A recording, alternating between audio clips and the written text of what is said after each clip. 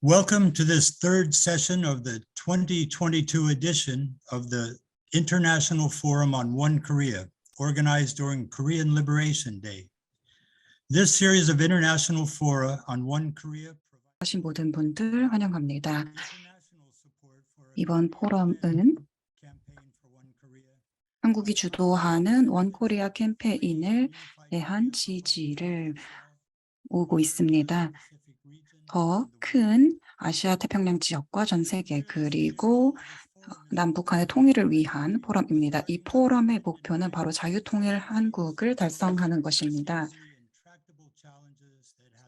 현재 굉장히 난제로 보이는 상황에 있습니다. 오늘날 한반도의 미래에는 굉장히 난제라고 할 수 있습니다. 그런데 자유롭고 통일을 이룬 한국의 핵심은 바로 통합된 프레임워크를 통해서 달성할 수 있을 것입니다. 이런 프레임워크를 통해서 저희는 즉각적이면서도 포용적인 프로세스를 통해서 여러 이해관계자들에게 안내를 해줄 수 있을 것입니다. 이로써 자유 통일 한국을 위한 기회가 당도했을 때 이를 잘 잡을 수 있을 것입니다. 현재 30년 현재 즉각적인 행동 그리고 비상계획 행동을 통해서 저희는 자유통일 한국을 달성하기 위해서 노력해야 합니다. 저는 이번 세션을 지금 서울에서 참여하고 있습니다. 아주 훌륭한 새로운 그 파크 컴플렉스에서 지금 참여하고 있는데요. 오늘 아침에 오전 세션을 가졌고 또 오후에는 평화 안보에 대한 세션을 가졌습니다. 그리고 이제 세 번째 세션을 하게 되었습니다. 그리고 이전 포럼과 지금의 차이점이 분명 있을 것 같은데요. 바로 이번 세션의 특징은 바로 경제에 초점을 맞춘다는 것입니다. 대부분의 연사들이 이제는 경제적인 이슈에도 집중하고 있습니다. 그래서 저희가 어떤 모멘텀, 즉 경제적인 고려 사항이 중요하다는 것을 다들 이해하고 있다는 걸 알 수 있습니다. 오늘 오전에 아주 훌륭한 연사분들께서 이렇게 참여해주고 계십니다. 한국 같은 경우에는 오후에 참여해주고 계시네요. 제가 연사분들을 아주 간단하게만 소개해 드릴 것인데요. 그 외에도 GPF의 웹사이트를 들어가 보시면 연사분들의 자세한 양력을 확인하실 수가 있습니다. 이번 포럼은 국제사회를 자유롭고 통일된 한국을 위한 비전에 참여시키는 그런 포럼입니다. 하지만 이 포럼 이런 프로세스 자체는 한국이 주도하는 프로세스입니다. 그래서 저희는 한국에서의 전문가들을 모셔왔습니다. 첫 번째 연사는 바로 박종수 박사님입니다. 대통령 직속 북방경제협력위원회 위원장이십니다.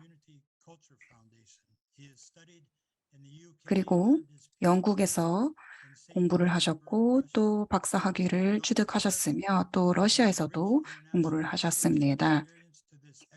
국제적인 연구와 그런 전문성을 한반도의 미래를 위해서 사용하고 계신 그런 분입니다. 그러면 박종수 박사님 모셔보도록 하겠습니다. 감사합니다. 모든 분들 환영합니다. 저는 한국어로 연설하도록 하겠습니다. 통일의 교두보, 북중로 접경 두만강 하구 자유경제 지대를 조성하는 겁니다. 이 주제를 제가 설정한 이유는 첫 번째가 이제 한반도 평화 통일 과정에서 무엇이 문제인가. Excuse me, Dr. Park. Excuse me. Yeah, we have to switch on interpretation here. If you're speaking in Korean, 지금 한국어로 말씀하고 계실 경우에는 저희가 통역 기능을 변경을 해야 하는데요.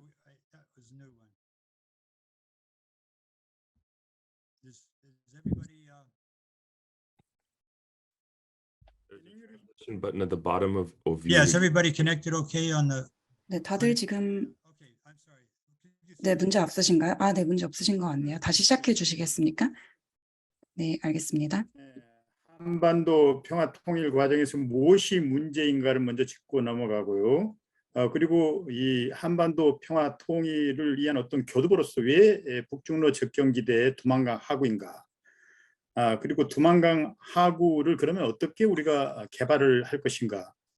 또 마지막으로 윤석열 정부에서는 이 프로젝트를 어떻게 추진할 수 있는가? 이런 순서로 발표를 하겠습니다.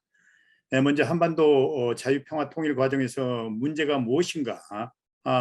한반도 문제는 이거는 한민족 내부의 문제이면서도 주변 국가의 관계를 고려해야 할 외교의 문제라는 이중성을 지니고 있습니다. 남북한 그 양국은 지난 70년 동안 갈등과 화해를 반복해 왔습니다.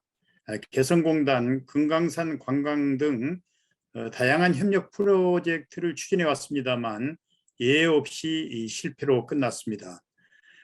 결과적으로 남북한 당사자들의 의지만으로는 어떤 협력 사업도 안정적이고 지속적으로 추진할 수 없다는 그런 그 교훈을 얻었습니다.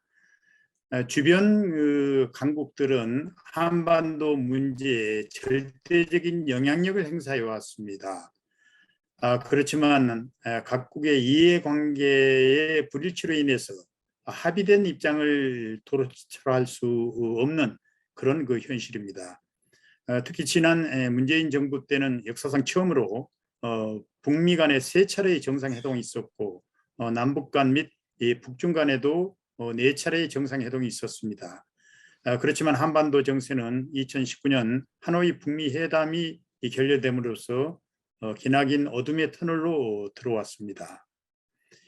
한반도 문제는 결론적으로 비록 완만하더라도 지속성을 담보할 수 있는 그런 국내외적으로 합의된 그런 그 방안을 도출을 해야 된다는 것입니다. 그래서 제가 제안하고 싶은 것은 한반도 평화 통일의 그 교두보로서 북중러 접경지대에 두만강 하구를 지목하고 싶습니다. 왜냐하면 우선 그 지정학적인 관점에서 검토를 해보면 접경 지역은 이 장벽이면서도 통로인 그 초국공 공간입니다. 그리고 오늘날 국가보다는 지역의 중요성이 증대되면서 월경 지역을 미래의 국민 국가로 대체할 지역 국가로 인식하는 추세입니다. 미국의 저명학자인 스칼라피노 교수는 동북아 영내 국가 간의 기능적 통합과 지역 경제 발전을 위해 한반도의 북부 지역 그리고 중국의 길림성, 러시아의 극동 국경 지역이 접하고 있는 두만강 일대를 초국경 경제 개발 가장 적합한 지역으로 지목을 했습니다. 지경학적인 관점에서 보면 북중러 접경 두만강 하구는 러시아가 추진하고 있는 동방정책, 중국의 1대1로 정책, 북한의 경제 총록 노선, 유엔이 추진하고 있는 광역 두만강 개발 계획, 그리고 한국의 북방 정책이 서로 접합하는 그런 지대로 초국경 협력을 위한 최적의 지경학적 여건을 갖추고 있습니다. 또한 두만강 하구 러시아 핫산 지역은 국립 사파리 표범 공원이 있고 또 최대 규모의 연꽃 호수가 있고 슬라비앙카라는 그 천혜의 수변 공원과 아울러 여러 가지 생태 관광 자원의 보고입니다. 그리고 또 크라스키노를 중심으로 한 동북아 물류와 교통의 요충지이기도 합니다. 국제 정치적 관점에서 보면 이 지역은 230년간 발해가 융성했던 그런 그 지역입니다. 그리고 근대사에서도 1860년 베이징 조약을 체결함으로 인해서 중국의 영토가 러시아 영토로 편입된 그러한 그 갈등이 있었던 지역입니다. 아울러 일본은 1932년에 만주국을 건설했습니다만 1945년 8월에 소련군과 전투에서 패배함으로써 동북아에서의 주도권을 상실하고 결국 물러날 수밖에 없었던 이 지역이야말로 주변국 간의 갈등과 평화가 공존해왔던 지역입니다.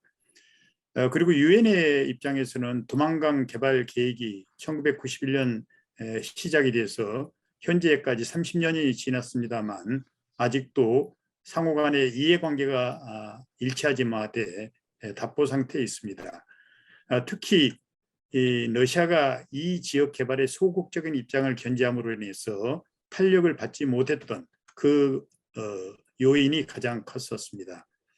또 한국의 그 한민족사적 관점에서 보면 조선의 이순신 장군이 1587년에 녹둥도 전투에서 북방의 여진족과 싸워 승리한 곳입니다. 그리고 조선의 함경북도 주민 13가구가 1863년에 최초로 두만강을 건너 러시아 지역에 정착을 했었습니다. 그리고 일제병탄기에는 독립운동의 근거지로서 이용됐던 지역입니다. 특히 안중근 의사가 1909년 2월 7일 크라스키노에서 항일 투사 11명과 함께 단지 동맹을 맺었던 현장이기도 합니다. 남북한 러시아 간에는 2013년 11월에 나진하산 프로젝트를 합의하고 3차례에 걸쳐 시범 운송을 했습니다. 이 시범 운송 프로젝트는 유엔의 대북 및 대러 제재의 예외 조항으로 인정을 받은 사업입니다. 그렇지만 유관스럽게도 북한의 핵실험으로 인해서 현재는 중단된 상태입니다. 세 번째, 북중로 접경 두만강 하구를 그러면 어떤 식으로 개발하는 게 가능할까요? 여전히 이 미개발지로 방치된 이 지역을 국제 관광지 그리고 더 나아가서는 복합 산업 단지로 조성하는 방안입니다. 이 프로젝트는 우크라이나 사태로 신냉전 분위기가 고조되는 상황에서 초국경 교류와 협력을 강화해서 동북아의 안보 리스크를 줄이고 북한의 개혁 개방의 교두보로 활용할 수 있다는 겁니다. 이 과제 중에 최우선적으로 추진해야 될 것은 관광 산업을 육성하기 위한 인프라 구축입니다. 특히 이 지역은 항공교통의 사각지대입니다. 그래서 초국경 국제공항을 건설함으로 해서 철도, 항만, 육상과 항공을 결합하는 복합 운송 기능을 구축할 수가 있습니다. 이 대표적인 모범 사례가 바로 유럽에 있습니다. 갈등과 분쟁 지역을 평화와 번영의 메트로폴리탄으로 변화시킨 유럽의 바젤 국제공항을 벤치마킹할 수 있습니다. 참고로 바젤 국제공항은 1947년에 개항해서 프랑스와 독일과 스위스가 공동으로 운영하는 그런 초국경 유럽 허브 공항입니다. 이 지역은 2008년 1월 달에 메트로폴리탄으로 부상했고 현재는 연간 580만여 명의 승객이 이용을 하고 있고 그리고 매일 5만여 명의 근로자들이 국경을 넘어 출퇴근을 하는 그야말로 초국경 평화와 번영지대로 변모한 대표적인 성공 사례입니다. 그래서 나진하산 이쪽 두만강 하구도 공항 건설을 우선적으로 하는 것을 목표로 할 경우에 우선 한국과 러시아가 이 프로젝트를 공동으로 추진할 수 있고 여기에 북한의 그 노동력이 참여할 수 있으며 중국이 투자를 하고 더 나아가서 미국과 일본 등 서방 기업이 점진적으로 참여해서 공항 배후에 대규모 복합 산업 단지를 조성할 수 있다는 겁니다.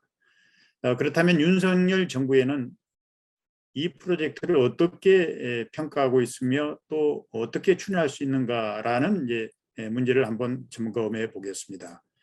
아시다시피 한국은 우크라이나 사태로 대러시아 경제 제재에 동참한 48개국 중에 하나입니다.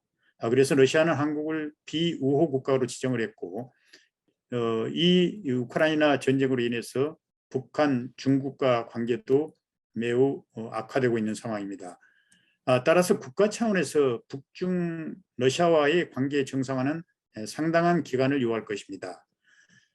이 경협 프로젝트가 성공적으로 추진되기 위해서는 국가 주도의 그 전통 보통 외교 방식이 아닌 공공 외교나 민간 외교 차원에서 추진돼야 합니다.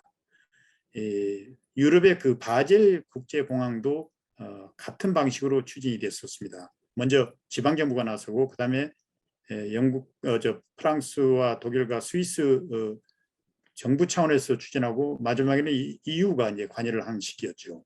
바로 우리도 그런 식으로 추진하면 현실성이 높다는 겁니다.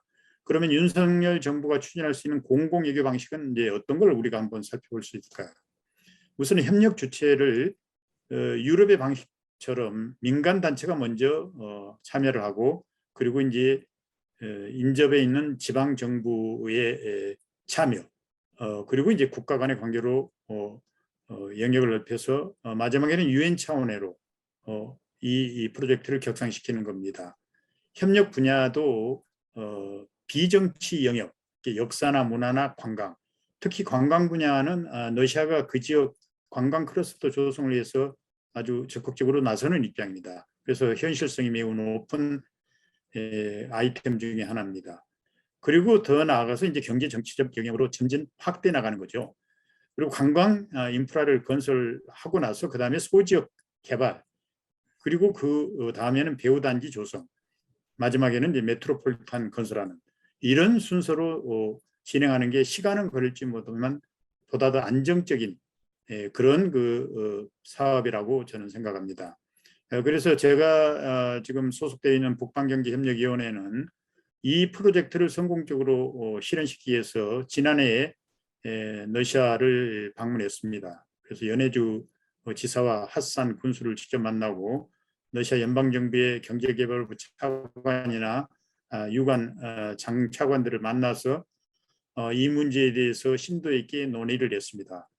그 결과 핫산 지역 관광 클러스터 조성 방안을 어느 정도 좀 합의하에 추진을 해왔습니다. 그 결과 2020년 올해죠. 3월 1일 러시아 연해주 정부와 또 연방의 극동 북극개발부와 함께 공동으로 핫산 지역에서 관광 클러스터 조성 사업 착수를 위한 선포식을 준비를 했었습니다. 그렇지만 이관스럽게도 우크라이나 사태가 2월 24일 발발함으로 인해서 현재로서는 무기한 연기된 상태입니다. 윤석열 정부는 이제 무엇보다도 한미 동맹 강화에 가장 많은 역점을 두고 있습니다. 이 북중로 접경 두만강 개발 계획도 미국이 주도해서 유엔이 적극적으로 참여를 한다면 많은 탄력을 받을 수 있는 그런 여건이라고 봅니다. 특히 현재 답보 상태에 있는 두만강 개발 계획, 광역 두만강 개발 계획이죠, GTI요. 이 지역을 자유경제 지도로 조성하는데 미국이 주도적으로 할 수 있을 것이라는 기대감을 나타낼 수가 있습니다. 그리고 이 지역이 자유경제지대가 된다면 자연스럽게 북한의 개혁 개방을 위한 하나의 교두보가 될 수 있고 더 나아가서 한반도뿐만 아니라 동북아의 항구적인 평화 공존 시대를 만들어 나갈 수 있을 것이라고 생각을 합니다. 감사합니다. Thank you.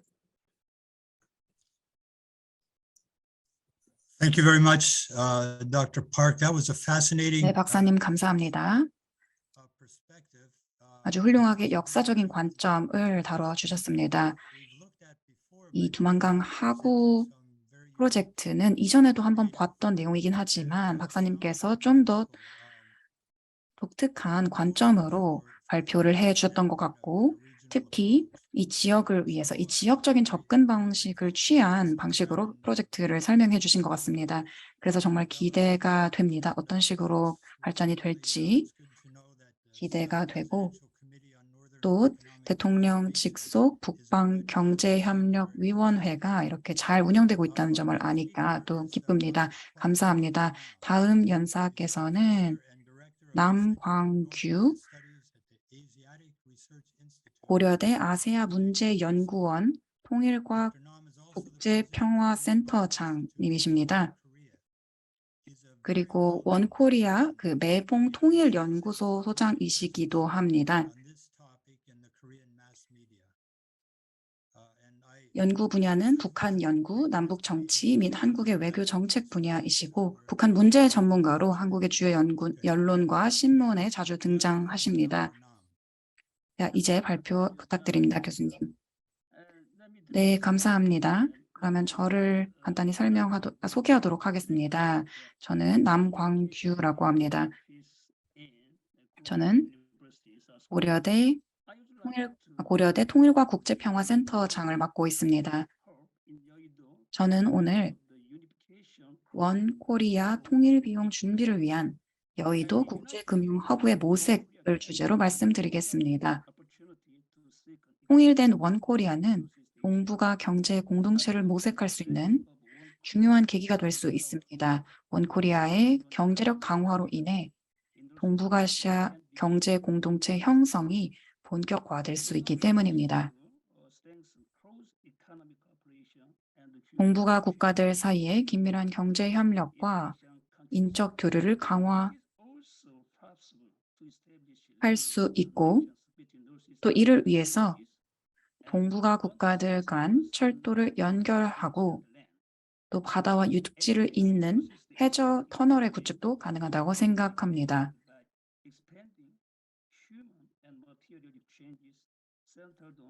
인적 교류와 물적 교류는 협력, 그리고 자유무역 협정 등을 바탕으로 확대될 수 있습니다. 그리고 현재 4차 산업혁명으로 인해 전 세계적인 경제 구조가 혁명적으로 변화하고 있습니다.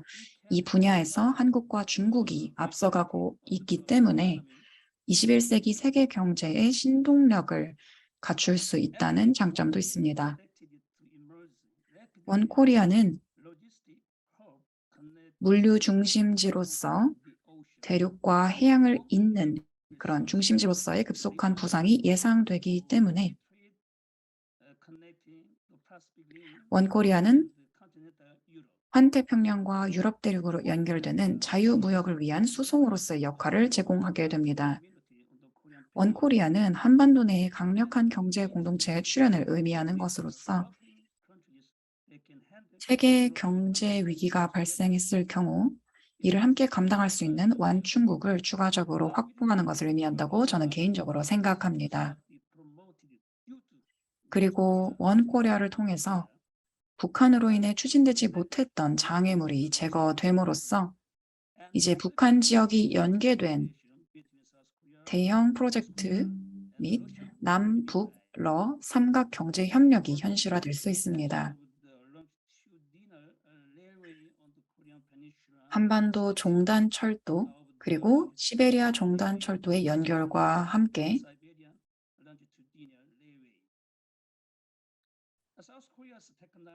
한국의 기술 그리고 자본, 북한의 노동력, 러시아의 자원과 토지를 연계시켜 농업 개발을 할 수 있다고 생각합니다. 그리고 더 나아가 러시아와 몽골은 원코리아를 통해 동아시아 경제권의 편입을 가속화할 수 있으며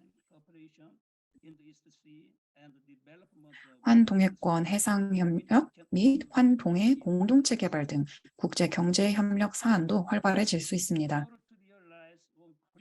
그러나 원코리아를 실현하기 위해서는 엄청난 통일 비용과 함께 통일 과정과 통일 이후 북한 개발에 필요한 개발 비용이 필요합니다. 통일 비용을 추정해 본 결과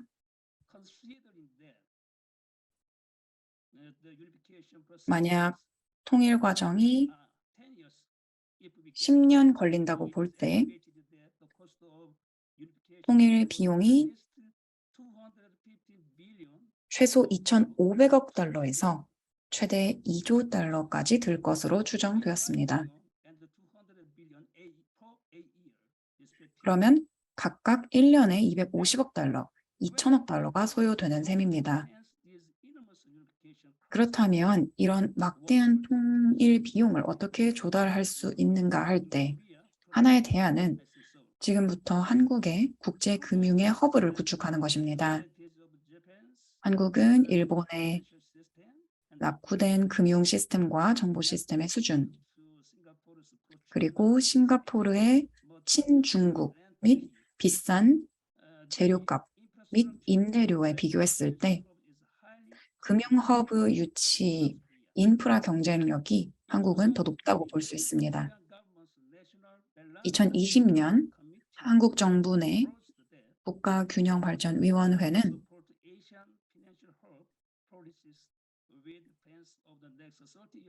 여의도 특구를 지정해서 향후 30년간 계획으로 지속적으로 아시아 금융 허브 정책을 지원할 수 있다고 제안했습니다. 여의도는 금융 특구로서의 가능성을 확보하고 있습니다. 왜냐하면 민간 은행들과 증권사들뿐만 아니라 KDB 산업은행, 수출입은행 등 국책은행들이 밀집되어 있기 때문입니다. 여의도의 금융과 4차 산업혁명을 융합한 산업 클러스터로서 디지털 금융과 핀테크 입지에 적절한 요소를 갖고 있습니다. IT 기술도 높고 아시아 항공 허브 인천국제공항과도 가까운 거리에 위치하고 있습니다. 여의도 핀테크 열풍이 불면서 금융과 혁신 기술 접목 시도도 활발하며 또한 파크원, 오늘 오전에 개회식을 가졌던 그 파크원 같은 여의도 랜드마크 건물 또 국제 금융을 유치하기 위해서 존재하고 있습니다. 이러한 요인들이 향후 여의도 대단지 아파트 재건축 계획을 금융 인프라와 연계하는 것과 이어지면 여러모로 여의도가 국제금융 허브로서 인프라, 입지, 기술력, 미래 경쟁력을 모두 갖출 수 있다고 생각합니다. 국제적인 금융 중심지로 불리우는 도시들은 금융기관인 은행이나 증권사, 투자회사, 컨설팅 회사들의 본점이 모여 있습니다. 여의도처럼 말이죠. 증권시장이 발달해서 형성된 뉴욕, 선물시장이 발달해 자연적으로 형성된 시카고도 있습니다. 또 세계 금융 중심으로 자연스럽게 형성된 런던, 영국의 아시아 무역 거점으로 물적, 제도적 기반이 형성된 홍콩과 싱가포르가 있습니다. 중국 무역의 중심으로 금융 수요가 확대되어 형성된 상하이도 있습니다. 그래서 저의 결론은 이것입니다. 한국에는 여의도가 국제 금융 허브로서의 적절한 입지적 요건들을 갖추고 있습니다. 들어주셔서 감사합니다. 네, 남 박사님 감사합니다. 방금 전에 박 박사님의 연설을 아주 완벽하게 보완해 주신 것 같습니다. 지역 발전 프로젝트에 대한 연설이었는데 남 박사님께서는 지역 내 그 금융 허브를 여의도에서 구축하자라는 이런 프로젝트를 설명해 주셨습니다. 지금 특히 저희가 서울에서도 여의도에 머물고 있는데요. 중국 정부가 한 국가 두 개의 체제라는 그 50년 동안의 약속을 이제 홍콩에서 지키지 않기로 결정한 지금 상황에서 특히 더 적절한 주제였다고 생각합니다. 여의도 금융 허브가 곧 정말로 구축이 되기를 기대해 보도록 하겠습니다. 네, 꼭 생각해 볼 만한 지점들을 잘 던져주신 것 같습니다. 감사합니다. 다음 연자는 크레이그 스탠펜센 글로벌 개발 컨설턴트 님이십니다. 프로젝트 설계 및 프로젝트 관리를 전문으로 하는 독립 컨설턴트이십니다. 2018년부터 세계은행, 아시아개발은행 및 USAID의 컨설턴트로 일했습니다. 이런 다자주의적 기관에서의 경험이 한반도의 통일 이슈에 아주 좋은 통찰력을 제공해 줄 것이라고 생각합니다. 그러면 크레이그 스테펜슨님 연설 부탁드립니다. 네, 소개 말씀 감사합니다. 오늘 이렇게 여러분들과 함께하게 하여 기쁩니다. 먼저 한 가지 말씀드려야 될 게 있습니다. 저는 ADB에서 20년 넘게 일을 했고 또 월드뱅크에서도 일을 했고 또 다른 곳에서도 일을 했습니다. 그런데 제가 오늘 말씀드릴 내용은 저의 사견이며 제가 일했던 그런 기관들의 의견을 대표하지 않는다는 점을 말씀드리겠습니다. 전 현재 북한과 관련한 북한이 지금 겪고 있는 그런 난제들에 대해서 말씀드리려고 합니다. 북한이 언젠가 국제사회에 편입하려고 한다면 어떤 난제들을 겪고 있는지 그리고 어떤 노력이 지금 필요한가에 대해 말씀드리겠습니다. 먼저 북한이 IMF, 월드뱅크 혹은 ADB 혹은 유럽은행, 재건과 개발 혹은 아시아 인프라스트럭처 개발은행 등에 가입을 하기 위해서는 적절한 정치적인 지지를 그런 기관들의 회원국들로부터 얻어야 합니다. 한 국가를 새로운 회원으로 받아들이는 결정은 ADB의 회장이라던가 혹은 ADB의 이사회에서 결정하는 것이 아닙니다. 그보다는 백스테이지에서 다른 여러 정치적인 노력을 통해서 실제로 기관의 회원이 되기까지 많은 노력을 해야만 합니다. 어떤 신청서를 제출해서 해야만 꼭 그런 가입 논의를 시작할 수 있는 것은 아니라고 생각합니다. 북한이 오늘도 시작할 수 있는 논의라고 생각합니다. 이웃 국가들이 북한의 이런 기관 가입을 지지할지와 관련해서 지금 논의를 시작하고 노력을 시작한다면 언젠가 기회가 주어질 수도 있다고 생각합니다. 또 역사적으로 봤을 때 예를 들어 러시아, 베트남, 몽골 등을 보면 이런 국가들을 보면 정치적인 환경만 중요한 건 아니라고 생각합니다. 정말 중요한 건 개방을 하고 또 시장 주도의 정책을 받아들일 의향이 있는지가 중요하다고 생각합니다. 나중까지 기다리지 말고 지금부터 논의를 시작해야 하는 부분이라 생각합니다. 북한이 어떤 방식으로든 제도를 개혁하고자 한다면 이런 논의를 지금 시작해야 한다고 생각합니다. 그리고 중국의 경험, 중국이 1980년대에 IFI를 가입했었는데요. 이는 중국 정부가 근본적인 경제정책 개혁을 하겠다고 했기 때문에 가능했습니다. 어떤 선결 조건까지는 아니겠지만 성공적으로 그런 기관에 가입하기 위해서는 이런 정부의 의지가 중요한 것이죠. 그리고 덩샤오핑 주석의 리더십 덕분에 IFI에서는 상당한 지원을 중국에게 제공했습니다. 그런데 중국의 지도부가 어떤 경제 정책을 바꾸겠다라는 강력한 의지를 보였기 때문에 그 당시 기관이 줬던 그런 그 지원이 상당히 효과적으로 이루어질 수 있었고 그게 이제 30년, 40년 후에 이제 큰 변화를 가져오게 된 것입니다. 캄보디아나 미얀마 등에서 제가 겪었던 것들을 또 생각해 보면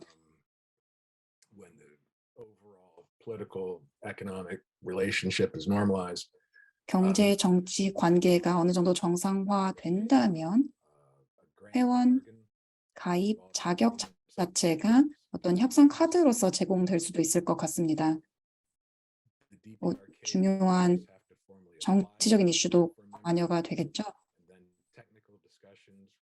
북한이 만약에 공식적으로 회원 자격을 요청한다면 이후에 기술적인 논의가 있겠고 그 다음 역사에 대해 경제에 대한 분석이 이어질 것입니다. 그리고 IMF나 월드뱅크 혹은 ADB 등 다른 국가의 다른 기관에서 이런 회원 자격을 논의하게 될 것입니다. 그런데 이런 회원 자격 결정이 완전히 내려지려면 보통 1, 2년 정도가 걸립니다. 그런데 이 과정에서 데이터가 굉장히 중요합니다. 북한 경제에 대한 데이터를 지금 공유해야만 나중에 언젠가 필요할 그런 경제 분석을 북한에 대해 할 수 있을 것입니다. 그렇게 되면 미래에 시간을 줄여줄 수 있겠죠. 북한 경제에 대해 더 많은 정보가 제공될수록 북한의 상황을 더 잘 이해하고 관련해서 적절한 권고사항을 북한에 줄 수 있을 것입니다. 그리고 잠재적으로 어떤 모델이 가능할지, 또 어떤 관계를 맺을 수 있을지 등의 예시를 드릴 수도 있겠는데요. 베트남이나 중국 등의 그런 두드러진 사례를 참고해서 말씀드릴 수도 있겠습니다. 그 두 국가 같은 경우에도 전반적으로 성공적이었습니다. 그런데 결국에 중요한 건 북한의 그런 특수한 상황에 맞는 어떤 모델이 필요하다고 생각합니다. 제 생각엔 임업과 농업이 다른 분야보다 우선순위가 될 것으로 보입니다. 그렇게 해야만 북한이 그 자국 국민들에게 충분한 식량을 제공할 수 있게 될 것입니다. 이뿐만 아니라 보건 분야도 중요할 것입니다. 그리고 또 민간 분야의 등장도 중요합니다. 만약에 민간 분야가 등장하고 또 관련해서 정책이 개혁이 된다면 IFI가 상당히 긍정적으로 고려하게 될 것입니다.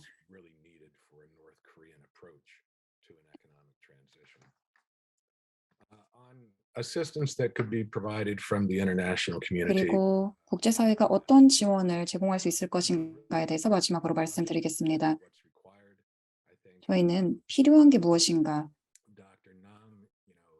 생각해 보고 있습니다. 남 박사님께서 적어도 2천억 달러에서 최대 2조 달러 정도 필요할 것이라고 말씀해 주셨는데 옳은 분석인 것 같습니다. 독일의 통일 과정을 살펴보면 이 몇십 조가 이미 들었는데 아직도 그 과정이 진행되고 있는 중이라고 보는 사람들도 있습니다. 하지만 그래도 성공은 했습니다. 그리고 유럽의 경제 부흥에 기여했다고 보는 사람들도 있습니다. 그렇다고 하더라도 통일 과정이 결코 비용이 적게 들진 않을 것입니다. 하지만 저희는 민간 투자를 유치하는 데 상당히 역량을 갖고 있습니다. 그래서 저희가 제공할 수 있는 그런 지원을 통해서 승수 효과를 만들어낼 수 있다고 생각합니다.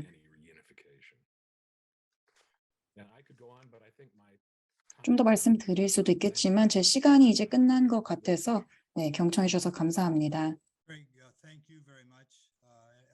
네, 감사합니다. 3년 전에 제가 패널로 참여했던 세션이 있었는데 한국에서는 오전 그리고 미국에서는 오후에 했던 세션이었는데 아마 그때 그 컨설턴트님께서 스웨덴에서 새벽 3시에 참여하셨던 걸로 기억합니다. 아마 지금도 그런 새벽 시간이실 테요. 참여해 주셔서 감사드리고요. 제기해 주셨던 그런 질문이나 논지 나중에 토론 시간 때 더 논의해 보면 좋을 것 같습니다. 다시 한번 감사합니다. 다음 현사를 소개하겠습니다. 아까 시차 말씀을 잠깐 드렸었는데요. 네, 페트로프 박사님. 아마 서울이랑 1시간 정도만 차이 날 것 같긴 한데 지금 아마 호주에선 겨울일 것입니다. 네, 박사님은 호주 국립대학교 아시아태평양대학 방문 교수입니다. 시드니 국제경영대학의 선임 강사이자 학장을 맡고 계십니다. 그리고 2002년에 호주 국립대학교 역사 박사학위를 취득하셨고요. 또 전 세계적으로 많은 경험을 쌓으셨고 특히 북한과 관련한 경험이 많이 있습니다. 이 박사님 모시도록 하겠습니다. 네, 소개 말씀 정말 감사드립니다. 제가 음소거 해제를 잘 했기를 바랍니다. 그리고 제가 화면 공유를 할 수 있다면 통역하실 때 좀 더 쉬우실 것 같은데요. 저는 그냥 간단하게 가장 최근에 일어났던 일들, 지난 5, 6개월 동안 어떤 일들이 있었는지 간단히 말씀드려 볼까 합니다. 러시아가 우크라이나를 침공했습니다. 그 이후로 경제 제재, 세계적으로 러시아에 대한 제재가 시작되었습니다. 이런 변화들이 어떻게 한반도의 변화를 가져올 것인가에 대해 말씀드려 보려 합니다. 저는 보통 아주 긍정적인 내용을 담은 슬라이드나 어떤 긍정적인 미래에 대한 비전 등을 말씀드리는 편인데요.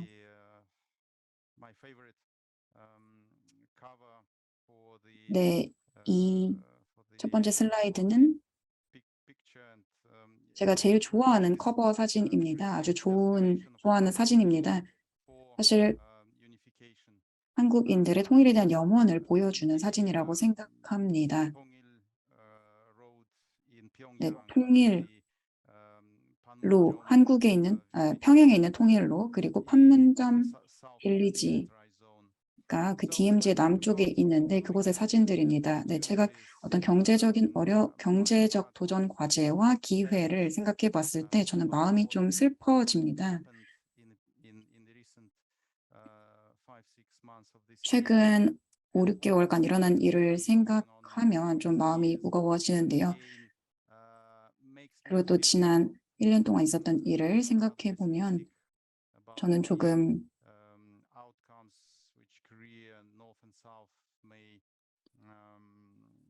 남북한이 과연 좋은 결실을 맺을 수 있을 것인가에 대해 약간 회의적인 생각을 갖게 되었습니다. 지금 난제가 기회보다 더 많기 때문입니다. 그러면 먼저 주요 변화와 도전 과제가 무엇인지에 대해 말씀드리겠습니다.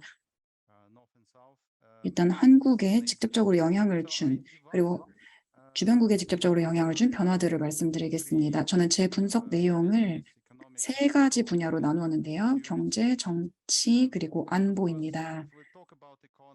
물론 경제에 대해 이야기를 하면 전 세계 한반도 그리고 이 지역이 여전히 회복하려고 하고 있는 것은 바로 코로나 팬데믹일 것입니다. 북한은 코로나 바이러스에 대한 위대한 승리를 발표했는데요. 코로나에 대한 극심한 경계를 지금 김정은 정권 하에서 하고 있고 이제 승리를 선포한 상황입니다.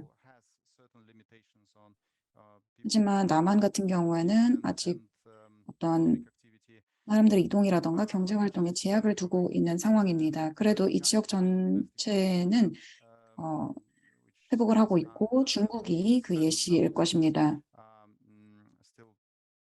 물론 몇몇 중국의 도시들은 제로 코비드 정책을 진행하고 있기 때문에 지금 중국 내에서 비즈니스를 하기도 좀 어렵고 중국을 방문하기도 어려운 상황이긴 합니다.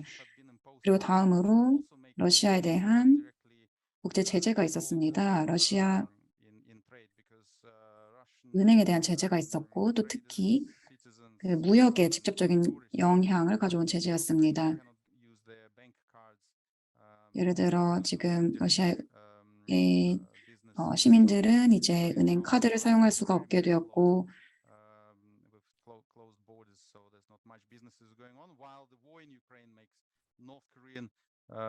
그런 상황이고 또 뭐 북한 같은 경우에는 여전히 이제 폐쇄되어 있는 국경을 닫아놓은 상태이고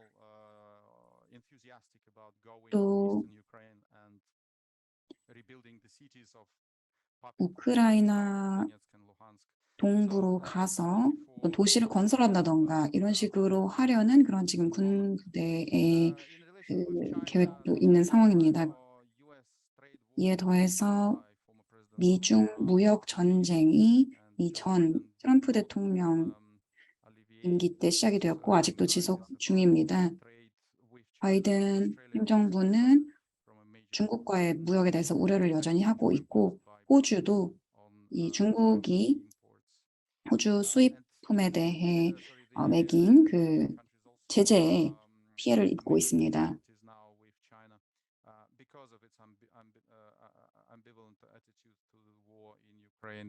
현재 우크라이나 전쟁에 대한 중국의 그 소극적인 태도 때문에 이제 계속해서 중국이 러시아와 거래를 한다면 이제 EU나 다른 국가에서 아마 2차 제재를 고려하게 될 수도 있을 것입니다. 그리고 문재인 행정부가 지난 5월에 끝이 났고 이후 윤석열 행정부가 들어섰는데 현재는 지금 분명하지가 않은 상황 속에 우리 놓여 있습니다. 지금 전쟁으로 돌아가려고 하는 상황인지 아니면 어떤 대탕트 평화의 상황인지 화해의 상황인지 아직 확실하지가 않은 상황입니다. 그리고 도널드 트럼프 대통령이 김정은과 일종의 브로맨스를 나눴었는데 이제는 바이든 정부가 들어서면서 그런 대화도 끝이 났습니다. 지금 바이든 행정부가 러시아뿐만 아니라 중국에 대해서도 상당히 적대적이기 때문에 북한과의 관계에 있어서도 도움이 크게 되진 않고 있습니다. 그리고 대만과 중국의 관계도 악화되고 있기 때문에 지금 아시아 내에서 전쟁에 대한 위협이 높아지고 있습니다. 또한 자체적으로 부과했던 모라토리엄이 이제 트럼프 대통령 임기가 끝나면서 끝이 났습니다. 그래서 북한이 이제는 그 모라토리엄을 끝내고 다시 미사일 발사 실험 같은 것들을 감행하고 있습니다. 그래서 다음 핵무기를 어떻게 실험하게 될 것인가 불확실한 상황입니다. 지중해에서 실험을 할 것인지 아니면 해상에서 실험을 할 것인지 아직 불확실한 상황입니다. 그리고 러시아의 우크라이나 침공을 보고 중국이 어떤 대만 통합을 위해서 군사력을 사용한다던가 하는 그런 옵션을 고려하게 만들었기 때문에 이도 정말 우려스럽습니다. 이런 도전 과제들은 도전 과제들이 있었고 또 다음으로 중국의 1대1로 이니셔티브가 아마 러시아를 우회해서 갈 것 같습니다. 그렇지 않으면 2차 제재의 대상이 될 수 있기 때문이죠. 만약에 그런 경우에는 이렇게 러시아를 우회하게 된다면 한국 철도, 그 종단 철도 연결이 한국의 철도를 그 시베리아 철도와 연결하는 것이 큰 의미가 없게 될 수 있습니다. 일본과 한국의 수출과 러시아를 모두 연결하는 그리고 또 중국을 지나서 중동 그리고 서유럽까지 연결하는 이런 프로젝트는 아마 이제 그냥 꿈에 그치게 될 수도 있습니다. 또 정치적인 상황도 엄중한 편인데요. 시진핑 주석이 앞으로 10년 동안 더 중국에서 이제 주석으로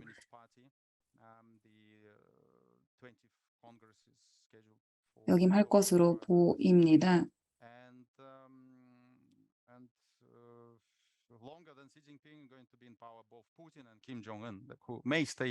아마 시진핑보다 더 오래 국가 수반 자리를 하고 있는 사람은 김정은과 러시아의 푸틴 대통령일 것입니다. 그 둘 모두 아마 종신 대통령 자리를 갖게 되지 않을까 생각합니다.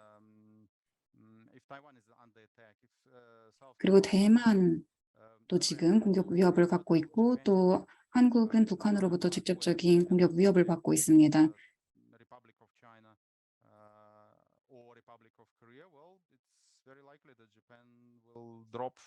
만약 직접 스스로를 보호하지 못하게 된다면 일본 같은 경우에는 또 그 평화 헌법을 포기하게 될 수도 있습니다. 이렇게 막대한 도전 과제들이 있는 상황에서 기회는 무엇이 있을까요? 먼저 한국과 그 주변국의 기회를 살펴보도록 하겠습니다. 먼저 경제적으로 보았을 때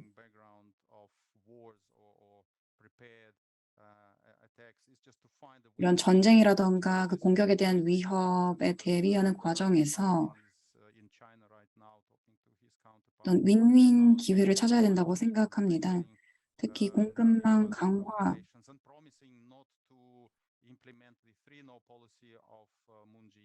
그리고 또 그 문재인 대통령 시기에 그 산불 정책 등에 대해서도 최근에 논의가 있었었는데요. 그런데 앞으로는 한국과 중국이 좀 더 무역을 할 수 있는 그런 기회가 있을 수도 있다고 생각합니다. 그리고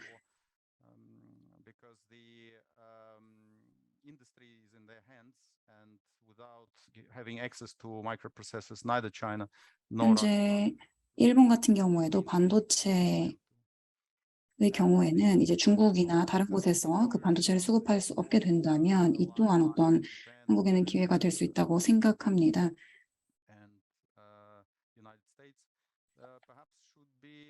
그리고 쿼드에는 이제 중국과 한국이 추가도 될 수도 있습니다. 제가 지금 분석한 바로는 이렇게 두 국가가 더 참여될 수도 있을 것이라고 보고 있는데요. 일단 여기까지 말씀드리고 나중에 질문이 있으면 답해드리도록 하겠습니다. 네, 감사합니다.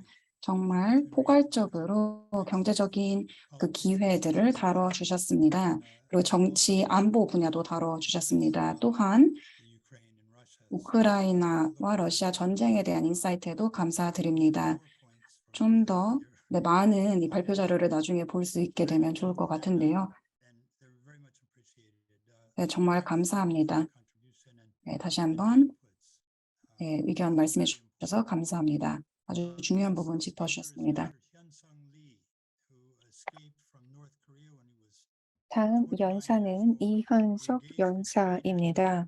29년 동안 중국, 북한에 있어서의 경제적인 문제에 대해서 다양한 활동을 진행하신 바 있습니다. 북한의 탈북자이기도 하신데요. 상당히 흥미로운 부분은 김일성과 같은 경우에는 중국의 달린성에 있는 대학과도 또 관련이 있어서 그쪽에 있어서의 교육도 받으신 바 있다라고 들은 바 있습니다. 이현성 연사의 전체 가족이 2014년에 탈북을 했습니다. 그래서 북한에 대해서 잘 이해를 하고 계신 분인데요. 그러면 모셔보도록 하겠습니다. 네, 감사합니다. 안녕하십니까? 네, 기빈 여러분, 아침과 저녁 인사를 드려야 될 것 같습니다. 오늘 저는 한반도의 통일에 대해서 말씀을 드리도록 하겠는데요. 이것은 한국에 있어서의 다양한 이해와 관련돼서 지금 많이 기억에서 잊혀지는 부분들이 있는 것 같습니다. GPF와 같은 경우에는 파트너들과 함께 지속적으로 자유롭고 통일된 한반도를 위한 노력을 하고 있는데 거기에 대해서 감사의 말씀을 드립니다. 그렇지만 안타깝게도 통일 정책을 실행하는 데 있어서는 다양한 도전 과제들이 있습니다. 북한의 비핵화 그리고 북한의 인권 문제라고 하는 것이 상당히 어렵다라고 할 수 있을 것입니다.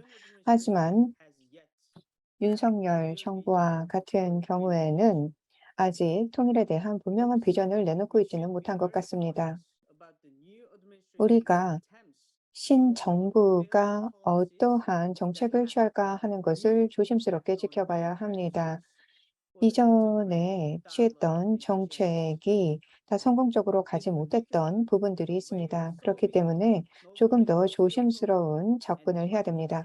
북한의 핵 문제를 해결하고 또한 관련된 문제에 있어서의 해법을 찾기 위해서 북한에 있어서의 인권 문제 때문에 여러 인도주의적인 지원들이 제대로 이루어지고 못하고 있는데 다양한 문제들을 조금 더 면밀하게 살펴봐야 된다라고 생각이 됩니다. 뿐만 아니라 그린 데이터 정책이라고 하는 것, 이것을 보게 되면은 여러 정책적으로 볼 때 공정과 번영, 그리고 더 나아가 긴장을 낮추고 신뢰를 구축하면서 평화로운 통일로 갈 수 있는 부분들에 대해서 생각을 할 수 있는 정책이기 때문에 조금 더 고려를 해야 되지만 실제적인가 하는 부분들에 대해서는 조금 의구심이 있습니다. 북한과 같은 경우는 정치와 그리고 사상이 사람들과 그리고 모든 삶을 지배하고 있는 곳입니다. 그렇기 때문에 어떤 정치와 군사, 이념, 사상과 조금 더 결을 달리하는 부분에 있어서는 북한이 쉽게 받아들이지 않을 것이다라는 것입니다. 그렇기 때문에 조금 조심스러운 신중한 접근을 말씀을 드립니다. 예전에 남한 정부에 있어서의 정책이 실패를 가져온 케이스들이 있었습니다. 그리고 또한 정책과 방향들에 있어서의 제대로 된 구축이 되지 못했던 부분들이 있었습니다. 인권의 문제라고 하는 것은 무엇보다도 통일 정책을 가져가는 데 있어서 최우선 과제가 되어야 됩니다. 하지만 오늘 저는 조금 더 경제적인 협력이라고 하는 것이 현실적이기 때문에 거기에 대해서 조금 더 말씀을 드리고자 합니다. 비핵화 인권과 더불어 중요한 문제이긴 하지만 조금 더 현실적인 경제 협력에 대해서 방점을 두고 말씀드리고자 합니다. 경제적인 것을 보게 될 때 개성, 공단 그리고 금강산 관광이라고 하는 두 가지에 있어서의 경업이 있었습니다. 이러한 협력의 아이디어는 좋았습니다. 하지만은 이와 같은 정책을 실행을 하는 데 있어서는 완전한 실패였다라고 생각합니다. 이 두 가지 경험 모델에 있어서의 수익이 결국은 북한 정권의 핵개발 그리고 또한 군사력 증대에 사용되었기 때문에 그렇습니다. 그리고 또한 국민들에 있어서의 삶을 증진시키지 못했고 이러한 경업에 있어서의 수익이 남북한에 있어서의 산업 교류라던가 그 외에 조금 더 긍정적인 방향으로 이어지지는 못했다라는 것입니다. 그리고 또한 사람과 사람 간에 있어서의 교류라고 하는 것들도 원활하게 이루어지지 못했습니다. 그렇기 때문에 이러한 정책에 있어서의 실패가 계속해서 이어지는 것, 이런 것들에 있어서 제가 생각을 해보고자 하는 것은 다음과 같습니다. 우선 북한과 같은 경우에는 노동력을 해외로 파견하는 것에 대해서 많은 관심을 가지고 있습니다. 노동력의 파견을 하고 있는데 지금은 전쟁이 이루어지고 있는 우크라이나의 돈바스 지역으로 또 파견하는 것을 생각을 하고 있습니다. 제가 생각하기에는 조금 더 제안을 긍정적인 방향으로 해볼 필요가 있다라는 것입니다. 북한이 이 개성공단이라든가 이런 부분들에 있어서의 경제 경업을 가져가는 것이 아니라 조금 더 다양한 새로운 방안을 생각을 해봐야 됩니다. 기업들과 같은 경우에 직접적으로 노동자들에게 또한 노동력을 활용하는 경우에 직접적인 페이를 하는 것, 이러한 것들도 한 가지에 있어서의 방향이 될 수 있습니다. 왜냐하면 지금까지 경업의 수익이 다 정권으로 들어갔던 문제들이 있었기 때문에 그렇습니다. 그리고 또한 직접적으로 계좌에 이체를 하게 될 때 주민들에 있어서의 삶의 질이 개선될 수 있을 것이다라고 생각합니다. 직접적인 지불 방식을 제안하는 것이 되겠는데요. 이를 통해서 또한 자유민주주의와 시장 경제를 북한 주민들이 조금 더 잘 느낄 수 있을 거라고 생각하기 때문에 이러한 제안을 드립니다. 두 번째는 에너지 협력에 대해서 말씀을 드리는데요. 북한과 같은 경우에는 전력이 계속해서 부족한 상황입니다. 그렇기 때문에 북한에 있어서의 상황 개선을 위한 중요한 고려점이라고 생각합니다. 북한에 있어서의 전력 발전이라고 하는 것을 보게 되면은 이것은 한 전체적으로 봤을 때 230만 킬로와트 정도가 되겠는데요. 이것은 230%킬로와트라고 하는 것, 이것은 북한의 단지 4%에 불과한 부분입니다. 그렇기 때문에 상당히 부족한 전력 상황이죠. 전력이 없다라고 한다면은 기본적으로 경제를 발전시킬 수 있는 기반이 없게 됩니다. 따라서 어떤 경제 발전도 생각할 수가 없고 식량의 생산이라든가 그 외 자본 시장을 발전시킬 수 있는 기반이 확보되지 않는다라는 것입니다. 그렇기 때문에 북한에 있어서의 전력 공급이라고 하는 것이 개선될 수 있도록 하는 것이 필요할 것입니다. 그렇게 되면 경제 발전의 기반을 통해서 자유롭고 하나된 한반도를 만들어 나갈 수 있다라고 생각합니다. 북한의 핵 발전소 기반 시설이라고 하는 여러 가지 교류 정책이 있었는데 이것은 문재인 정권이 가져갔던 정책 중에 하나인데 제가 생각하기에는 조금 더 신중하게 접근해야 된다라고 보고 있습니다. 북한에 전력 공급을 하는 데 있어서 이것은 생필품이라든가 그 외에도 식품, 원자재 이런 것들을 생산할 수 있는 곳으로만 전력이 공급될 수 있도록 해야 합니다. 이것이 원자력 핵 발전소 쪽으로 공급이 된다든가 그 외에도 부정적인 영향을 가져올 수 있는 위협을 가지고 올 수 있는 쪽으로 전력이 공급되어서는 안 될 것입니다. 전력 공급망에 있어서의 통제가 제대로 이루어질 수 있도록 해야 됩니다. 그리고 전력과 같은 경우에는 무상 공급이 아니라 천연 자원에 있어서의 교류를 통해서 교환을 통해서 이루어져야 된다라고 생각하고 있습니다. 그리고 또한 북한과 같은 경우 정책적으로 봤을 때 관광 정책, 그 외에도 IT 부분에 있어서의 정책이라고 하는 부분이 김정은 지도자의 관심 사항이기 때문에 그런 부분에 있어서의 협력도 생각을 해볼 수 있을 것이다라고 생각하고 있습니다. 북한이 모노를 개방하고 전향적인 모습을 보인다라고 할 때 조금 더 이러한 것이 긍정적인 결과로 갈 것이고 그리고 결국 한반도의 통일로 갈 것이다라고 생각을 합니다.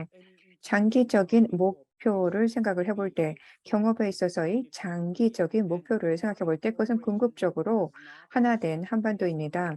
경제 협력이라고 하는 것이 상호 호혜적으로 그리고 또한 자유시장 경제의 가치를 존중하는 방향으로 이루어져야 되는데 그것이 부족한 부분이 큽니다. 북한 정권의 개입은 최소화하고 그리고 주민들에 있어서 그리고 민간 쪽에 있어서의 많은 참여가 이루어질 수 있도록 하는 것이 중요합니다. 윤석열 대통령께서 취임사에서도 말씀을 하신 바 있는데 지속 가능한 평화라고 하는 것, 이것은 번영 속에서 확보될 수 있다. 취약함 속에서는 그러한 평화와 안정을 가져갈 수 없다라고 했습니다. 의미 있는 통일을 가져갈 수 있도록 하기 위해서는 지속 가능한 협력이 있어야 되고 그리고 또한 변형과 자유가 있어야 됩니다. 장기적인 것이 아닌 단기적인 리턴에만 얽매여서는 안 될 것입니다. 이와 같은 논의를 마련해 주신 주최 측에 감사드립니다.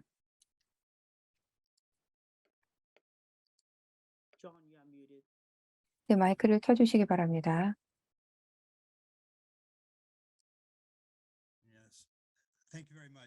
네, 감사합니다. 이현성님께 감사의 말씀을 드립니다. 아주 실용적인 그리고 실제적인 제안을 해주셨습니다. 개인적인 경험에 기반하고 있기 때문에 북한에 대해서 실제적인 생각을 해보지 않으셨나라고 생각합니다. 또한 오늘 여러 차례에 걸쳐서 북한에 있어서의 리조트 관광 개발이라고 하는 부분에 대해서 좀 언급이 됐었는데요. 그리고 또한 이현승 연사의 아버님과 같은 경우에도 그 리조트 개발에 참여한 바가 있는 것으로 알고 있습니다. 이현승 연사의 통찰력을 함께 나눌 수 있어서 기뻤습니다. 그리고 탈북자들의 연대를 통해서 많은 변화가 있을 수 있을 거라고 생각이 됩니다. 그렇기 때문에 이현승 연사의 제안에 감사드리고 앞으로의 또 행보를 주목하도록 하겠습니다. 다음은 난진 도루스렌 연사를 모시도록 하겠습니다. 동북아 안보 전략 몽고 연구소에서 활동을 하고 계십니다. 동북아시아에 있어서의 중립 플랫폼으로서 중요한 역할을 할 수 있을 거라고 생각합니다. DPRK에 대한 많은 경험을 가지고 계신데요. 그리고 또한 여러 전문성을 가지고 계시기 때문에 한반도, 중국, 일본과 관련된 광범위한 시각을 논의해 줄 수 있을 거라고 생각이 됩니다. 자, 그러면은 난진 도로스렌 연사를 모시도록 하겠습니다. 네, 감사합니다. 친절한 소개 말씀 감사드립니다.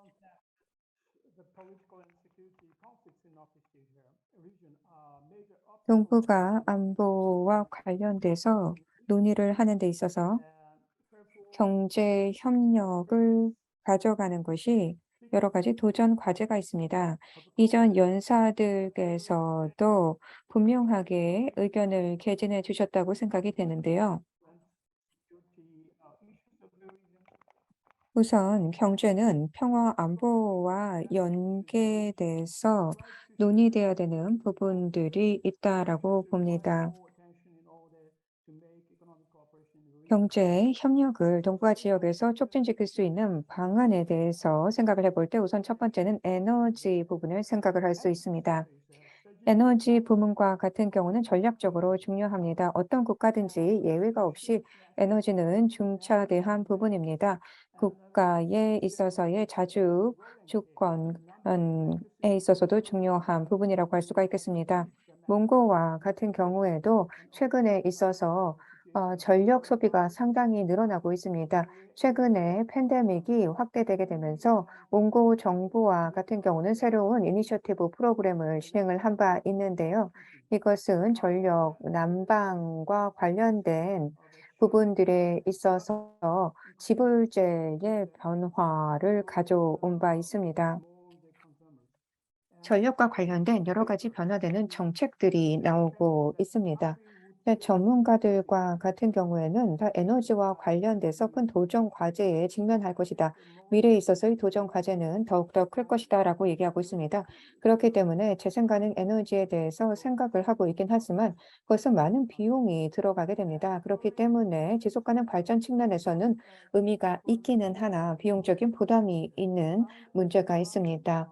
최근에 중국과 같은 경우에 몽고와 함께 상들이 MOU를 체결한 바 있습니다. 국경을 넘어서 에너지를 위한 협력을 하자라는 것입니다. 뿐만 아니라 수력 발전과 관련된 협력에 대해서도 또 동의를 한 바가 있습니다. 다양한 건설 프로젝트를 가져가자라고 하는 것에 대해서 중국과 몽고가 함께 생각을 나누면서 수력 발전이라든가 그 외에 에너지 분야에 있어서의 조금 더 안정적인 수급을 가져가자라고 하는 데 대한 논의를 했습니다. 자, 이제 지역적인 협력을 가져갈 수 있는 또 다른 주제에 대해서 살펴보도록 하겠는데요. 협력 이니셔티브라고 하는 것은 보통 정부 차원에서 이루어집니다. 정부 간의 기관이라든가 아니면은 지방 정부 차원에서 대부분 협력의 이니셔티브를 가져갑니다. 이것이 일반적인 양상이라고 할 수 있습니다. 그런데 저는 바텀업 방식을 제안을 하고자 합니다. ADB, 아시아 개발은행이라던가 그 외에도 경제연구소와 같은 경우에는 한 지역 차원에 있어서의 조금 다양한 채널을 통한 협력을 고려를 하고 제안을 하고 있습니다. 몽고가 최근에 그러한 논의에 또 참여를 하고 있습니다. 몽고의 동부 지역을 대상으로 한 이런 협력에 대한 제안들이 나오고 있는데요. 이에 기반해서 조금 더 많은 협력의 가능성을 열 수 있을 것이다라고 생각합니다. 그리고 이것은 정부 간에 있어서 협력에 더한 보완적인 역할을 해줄 거라고 보고 있습니다. 몽고와 같은 경우에는 몽고는 바텀업 차원에 있어서의 경제 협력을 가져가는 데 있어서 적지라고 할 수가 있겠는데요. 몽고는 동북아시아에 있어서 상당히 우호적인 입지를 가지고 있고요. 그리고 또 몽고와 같은 경우에는 정치 역사적인 어려운 또 민감한 관계를 가지고 있는 국가는 없습니다. 동북아 지역에서 원만한 관계를 가지고 있다라는 것이죠. 그렇기 때문에 다양한 경제 협력 프로젝트를 가져갈 수 있을 거라고 봅니다. 말씀드린 대로 동부 지역, 몽골 동부 지역으로 해서 다양한 이니셔티브가 제안이 되고 있습니다. 2019년에 되짚어 보면 몽고에서는 다양한 지역 협력 위원회 활동들이 있었고 그 외에도 로지스틱스와 관련된 협력 회의가 개최되는 등 상당히 팬데믹 전에는 다양한 회의가 개최가 되었고 위원회 활동들이 몽고 내부에서도 이루어지게 되면서 지역 협력을 가져가기 위한 노력을 했습니다. 주로 광업이라던가 농업 부분에 있어서의 중요한 교류들이 있었는데요. 6,700만 마리에 달하는 동물들, 예를 들어서 말이라던가 낙타 등 이런 동물을 기반으로 한 교류, 그리고 또한 농업 분야에 있어서의 경제적인 교류, 이런 부분들이 몽고에서는 상당히 이전에 논의된 바 있습니다. 이러한 협력은 이제 앞으로 러시아, 중국, 또 몽고로 확대가 되게 되면서 조금 더 성과를 미래에는 가져올 수 있지 않을까 생각합니다. 바텀업 접근으로 또 다른 효용을 가져갈 수 있는 것이 농업 그리고 축산 외에도 관광 부분을 생각할 수 있습니다. 2019년과 같은 경우에는 코로나 팬데믹이 있기 전의 시기였는데요. 그때는 60만 명 이상의 관광객이 한 중국, 한국, 러시아, 일본, 즉 동북아 지역이죠. 이곳에서 관광객들이 찾는 지역이 몽고였습니다. 네, 이제 조금 독립적인 비정부 기관 간의 협력에 대해서도 추가적으로 말씀을 드리고자 하는데요. 이러한 J-트랙에 있어서의 협력이 상당히 중요하기 때문에 그렇습니다. 여러분들 잘 아시다시피 몽고와 같은 경우는 울란바토르로 다이얼로그를 제시한 바 있습니다. 이곳에서 동북아시아 지역에 있어서의 안보에 대해서 논의를 했던 적이 있습니다. 네, 이러한 울란바토르 다이얼로그라고 하는 것은 정기적으로 개최가 되게 되면서 많은 논의의 장의 역할을 하고 있는데요. 몽고와 같은 경우는 1980년대 이후로 해서 이 지역에서 중요한 논의의 핵심적인 역할을 하고 있습니다. 2017년 이후로 해서 1.5 트랙을 통한 논의들이 진행이 되었습니다.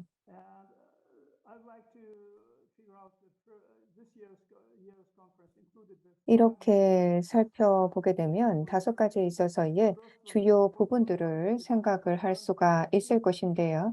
중요한 부분들은 협력을 가져가는 부분입니다.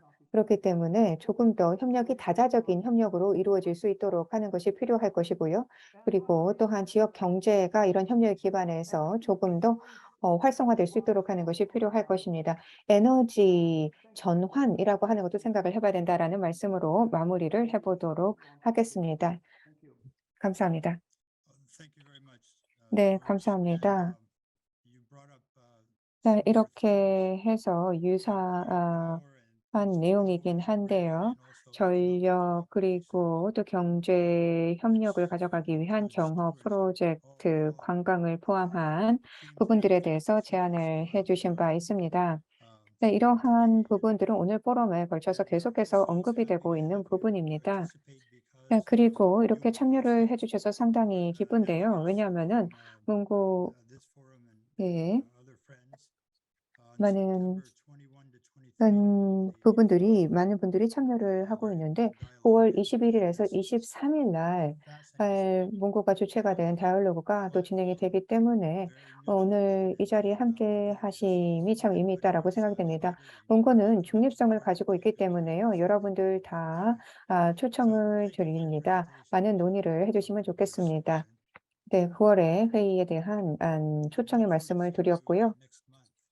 그러면은 다음 달에 그 다이얼로그에서 뵐 수 있기를 바랍니다. 오늘 마지막 연사를 모시도록 하겠는데요. 스라 굽타입니다. 스라 굽타는 중미연구소의 연구원으로 계십니다. 워싱턴 DC 아이카스 기관이 되겠는데요. 여러 정책적인 부분에 있어서의 스페셜리스트로 활동하고 있습니다. 싱크탱크의 멤버로 그리고 또한 자문관으로 활동을 하고 계신 분입니다. 상당히 많은 해양법과 관련된 지식을 갖고 계시기도 하시고요. 그 외에 또 지금까지 언급된 관광을 포함한 여러 분야에 대한 식견도 가지고 계신데요. 그러면 모셔보도록 하겠습니다. 네, 감사합니다. 소개의 말씀 감사드립니다. 이렇게 중요한 원코리아 포럼에 저를 초청해 주신 거에 대해서 감사의 말씀을 드립니다.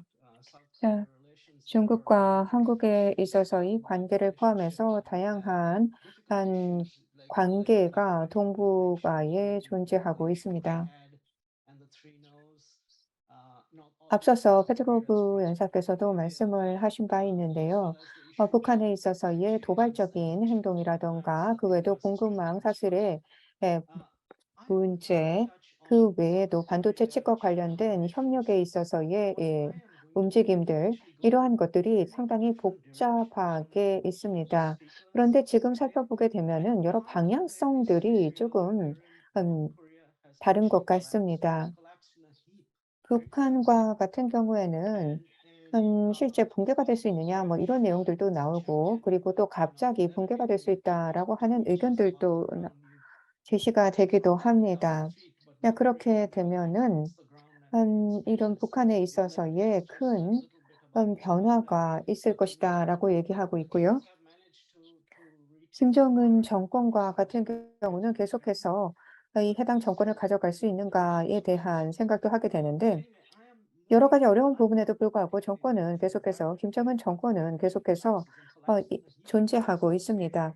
북한이 붕괴를 한다라고 한다면 그런 붕괴 시나리오라고 한다면은 아주 빠른 갑작스러운 붕괴가 아닐까 이렇게 생각합니다. 그렇게 되면 긴장 관계가 상당히 급속도로 올라가게 되는 것이 이 해당 지역에 있어서의 문제가 될 것입니다.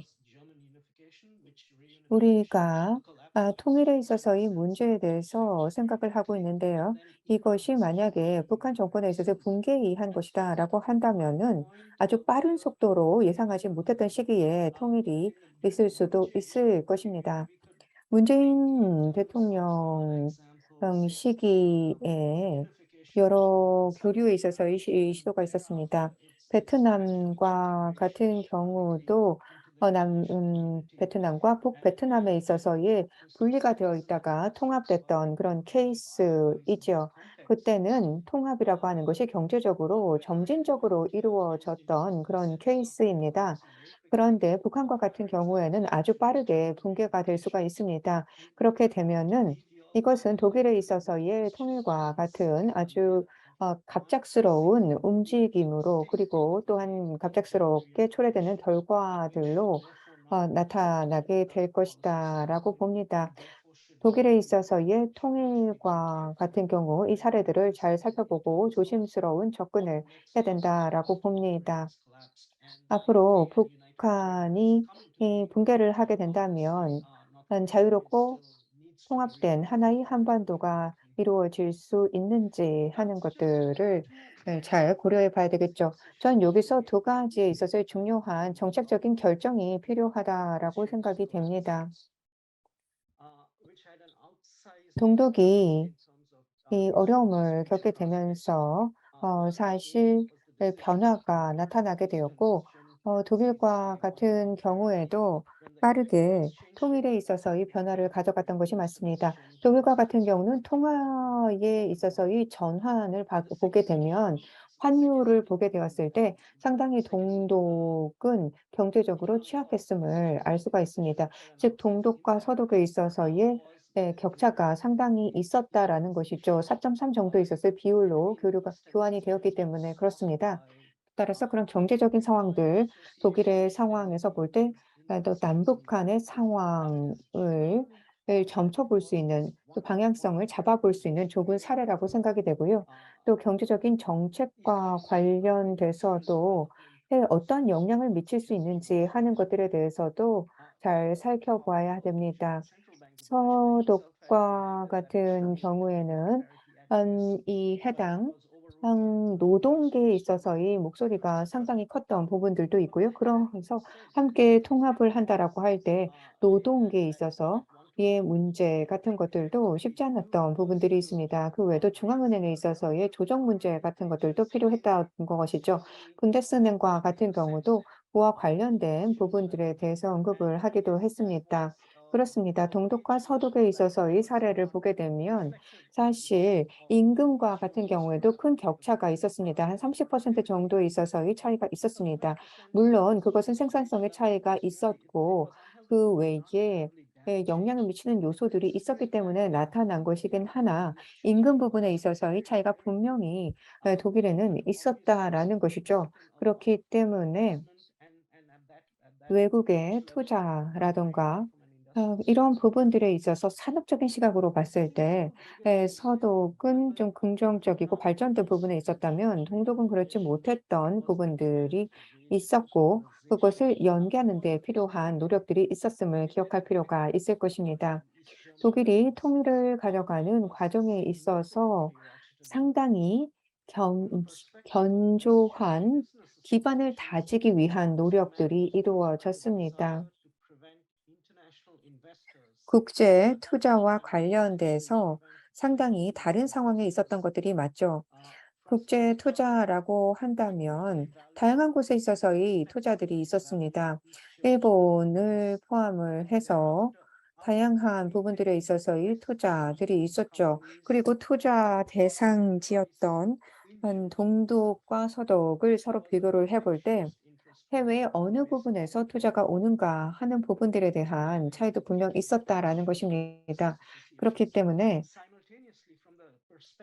비즈니스계에 있어서의 참여라든가 그 외에도 말씀드린 대로 노동계에 있어서의 차이가 양국 간에 분명히 있었습니다. 이것은 상당히 이 일자리에 있어서의 양질의 일자리가 동독과 같은 경우는 확보되지 못했고 각각의 수준에 있어서의 차이도 있었다라는 것이죠. 독일과 같은 경우 기업에 있어서의 기반이 컸습니다. 그렇기 때문에 바게닝 파워라고 하는 협상력이 상당히 컸던 것들이 서독 있죠. 그리고 또 임금과 같은 경우에는 당시에 특정 시점을 비교를 해보면 60% 이상 차이가 났던 경우도 있었습니다. 이것은 그 이제 80%, 85% 이렇게 더 차이가 났던 그런 부분들도 있었다라고 분석이 되고 있는데요. 이런 경제적으로 이렇게 차이가 있었던 것은 산업적인 기반이 달랐기 때문에 그렇습니다.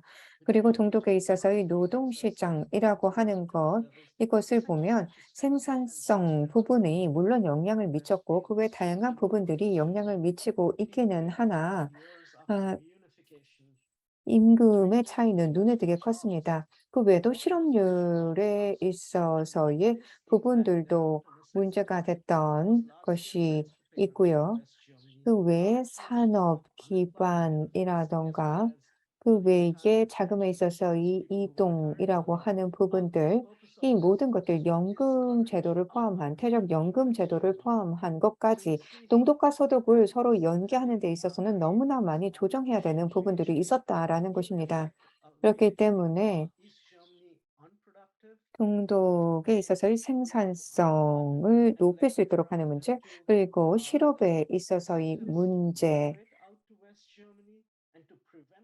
서독에서 동독으로 있어서의 이동이라던가 그 외에 정책적인 지원을 위한 인센티브, 이 모든 것이 다 비용이었습니다. 이 비용들을 지원하는 것들을 생각을 해야 하는 것들이 있죠.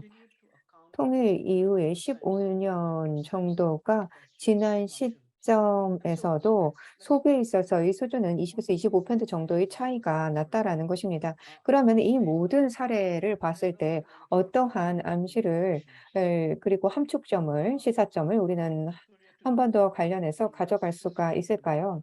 어떤 경제적인 부분에 있어서 지름길은 없다라고 생각합니다. 남한과 북한에 있어서의 이 해당 통일과 관련돼서는 경제적인 문제를 쉽게 해결하기는 어렵다라는 것이죠. 지금 어떤 차이가 상당히 크게 나타나고 있기 때문에 남북한 간에는 이것을 형평성 있게 가져간다, 그 갭을 단시간에 짧게 가져간다라고 하는 것은 결코 쉽지 않은 문제일 것이다라고 봅니다. 그리고 또한 북한과 같은 경우에는 그 외에 산업적인 기반 그리고 실업과 관련된 문제들에 대한 대책을 제대로 마련하지 않는다라고 할 때 이것은 크나큰 부담과 재앙으로 갈 수가 있을 것입니다.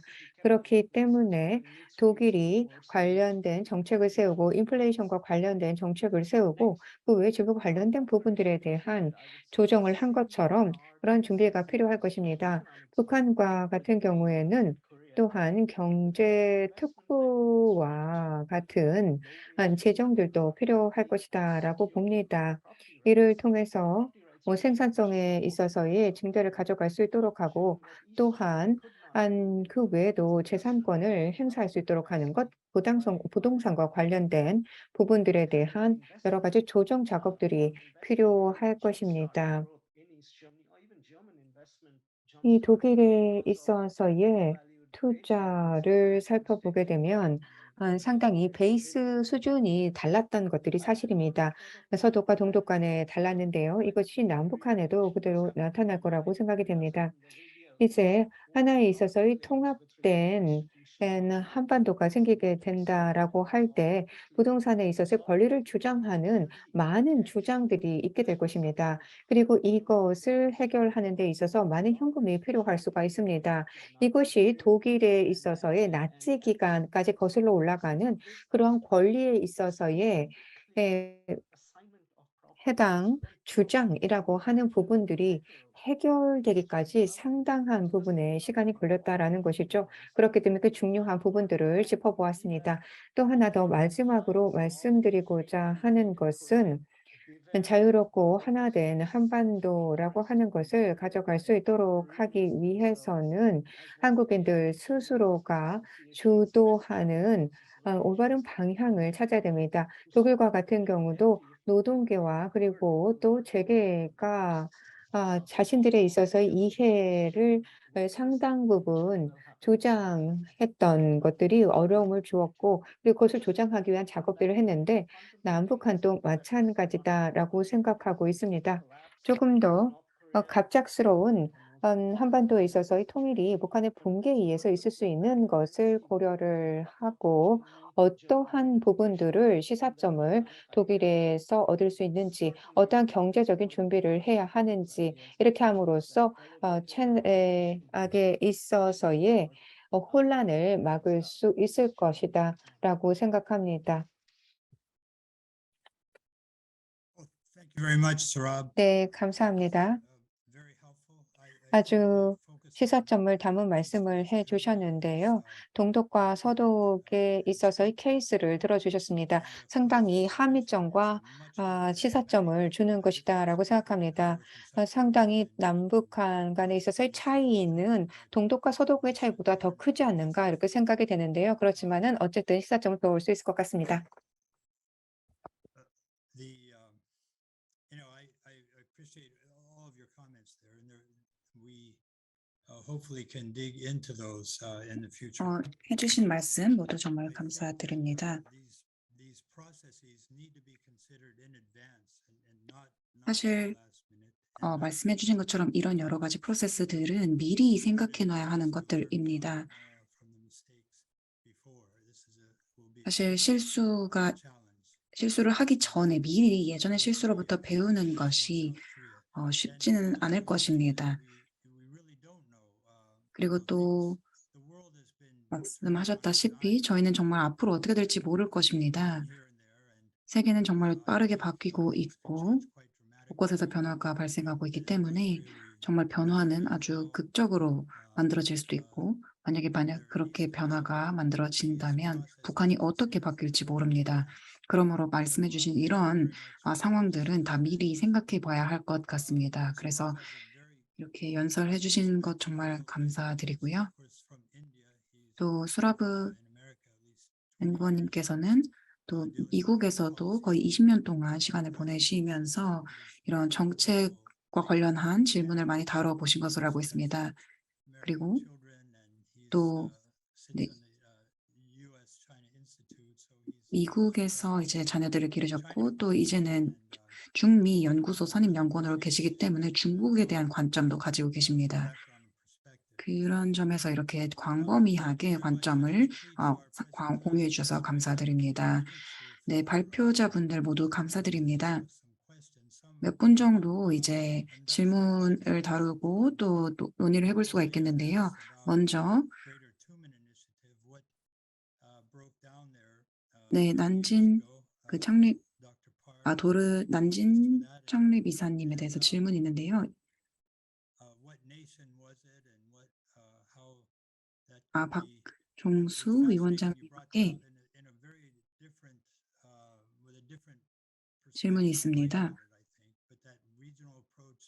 어떤 지역 개발의 접근에 대해서 좀 더 자세하게 말씀해 달라는 그런 질문인데요.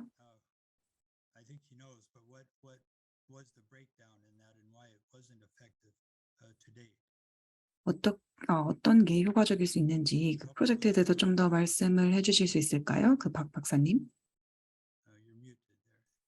네, 지금 음소거 되어 있는 것 같습니다.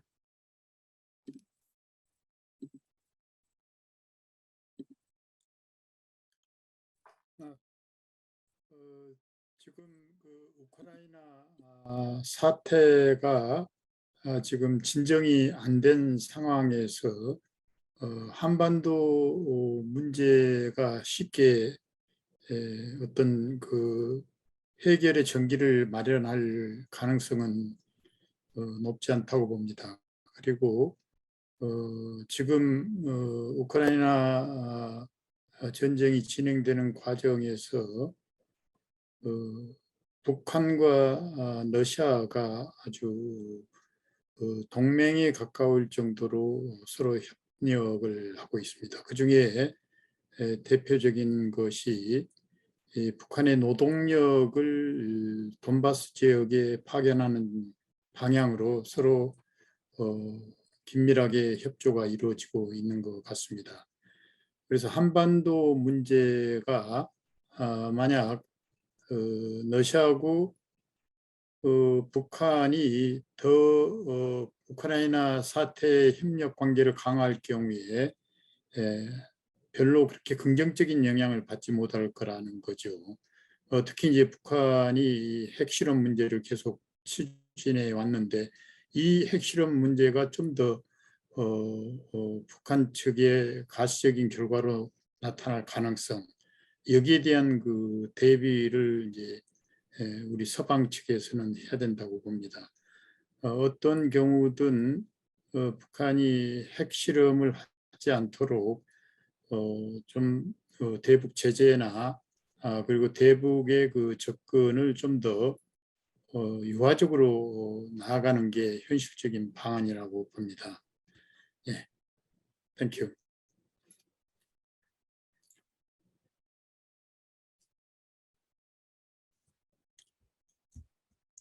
Thank you, Dr. Park.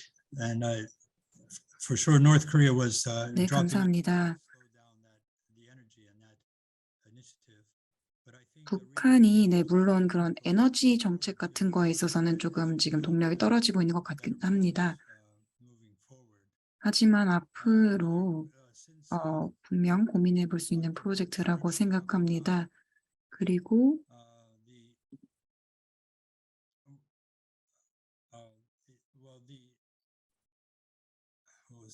Sorry. 죄송합니다. You know, the IFIs, 네, IFI looking at East and West, 그리고 I'm sorry, that was Surab, talking about East and West. 네, 죄송합니다. 수라브 and the integration there and the 연구원이 하신 말씀이었죠. 그 동독과 서독 그리고 당시 동독과 서독이 겪었던 문제들에 대한 말씀을 해주셨었는데 그러면 IFI는 어떨까요? 네, 북한이 IFI에 가입을 해야 할까요? 지금은 가입하지 않은 상태이고 그런 프로세스가 아주 더디게 이루어지고 있고요.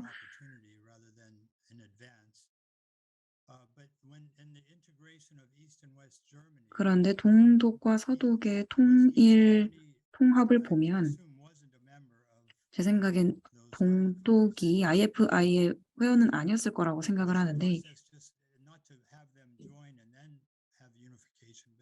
그렇게 가입을 하지 않은 상태에서 이제 통일을 한 것인지 아니면 이제 동시다발적으로 이루어진 것인지 궁금합니다. 그러면 남북한의 경우에는 어떨까요? 북한이 어떤 IFI 가입을 한다거나 이제 다른 국가로부터 지원을 받기 전에 남북 통일을 만약에 한다면 남북 통일이라는 게 일종의 뭔가 남한의 그 IFI 가입 자격을 확대하는 식으로 생각할 수 있을까요? 네, 좋은 질문이라고 생각합니다. 저도 그 부분에 대해서 조금 알아보았는데요. 사실 동독과 서독은 어떻게 했는지에 대해서 제가 정보를 갖고 있지는 않습니다. 하지만 1945년에 그 독일이 월드뱅크 창립 국가 중 하나였던 걸로 알고 있습니다. 그런데 그 전쟁이 일어나고 나서 중국의 그 가입 자격이 중단되고 정지되었고 타이페이와 타이완이 생겨났고 그리고 월드뱅크에 그 가입이 됐던 게 1980년이나 되었을 때였습니다. 그리고 월드뱅크도 그 관계를 중단했고 1980년에 PRC 그 중국 공산당과 새로운 관계를 맺기 시작했습니다. 어떻게 말씀드려야 될까요? 네, 그 분명 그 멤버십 그 회원 자격 자체를 확대한 경험은 있습니다. 중국에서 대만으로 이렇게 확대한 경험은 있지만 그런데 사실 좀 말씀드리자면 그냥 예전 관계가 정지가 되고 새로운 관계가 시작되는 방식이었습니다. 2002년 정도에 아마 그 회원 자격이 한 국가에서 다른 국가로 이전되었던 것으로 기억을 합니다. 만약에 통일 같은 게 이제 이루어지면 anything and everything that's required on the part of a new member to join would probably be required of the North. 이제 이전에 그 가입되었던 국가들이 이제 통일이 이루어지고 나면 그 가입 자격들이 바뀌거나 확대가 되어야 하는데 좀 어려운 과정일 거라 생각하고 저도 관련해서 좀 더 알아보고 말씀드려야 될 것 같습니다. 네, 정말 알아보면 좋을 것 같은 중요한 주제인 것 같습니다. 뭐 정권이 붕괴한다던가 그런 여러 갑작스러운 일들이 일어날 때까지 기다리게 된다면 그런 상황이 오게 된다면 정말 재앙이 될 것이기 때문이죠. 또 한 가지 질문이 있는데요. 한 가지 더 말씀드려도 될까요? 네. 지금 할 수 있는 일도 분명 있습니다. 그 부분을 제가 좀 더 분명히 말씀드리고 싶은데요. 북한이 실제로 IFI 회원 자격이 될지 언제일지는 모르겠습니다. 그런데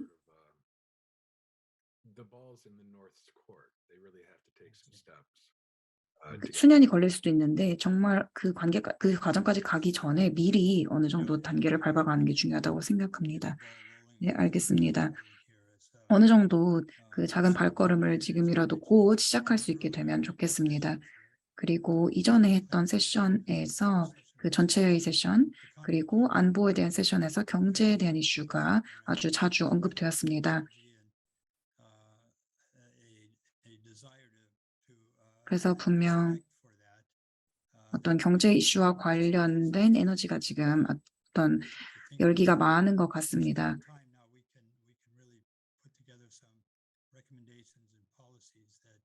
그래서 이제 시간을 보니 그러면 어떤 정책들을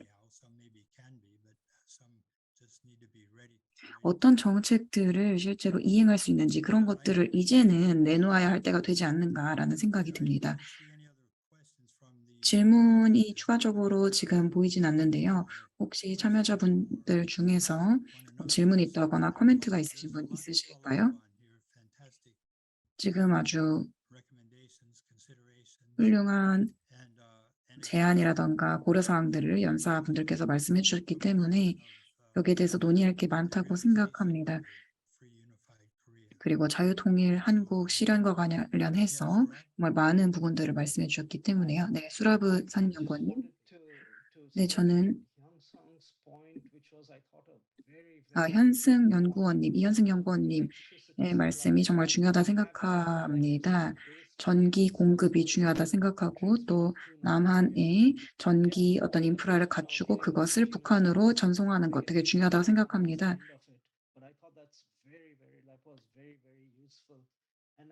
굉장히 유용한 접근법이라고 생각합니다. 그리고 스테픈센 부장님께서 말씀하셨다시피 네, 베트남이나 미얀마 같은 케이스가 있긴 합니다.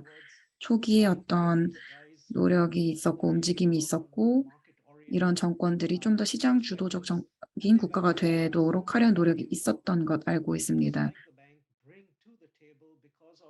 그리고 은행 같은 곳들도 협력을 시키려고 했던 것으로 알고 있습니다.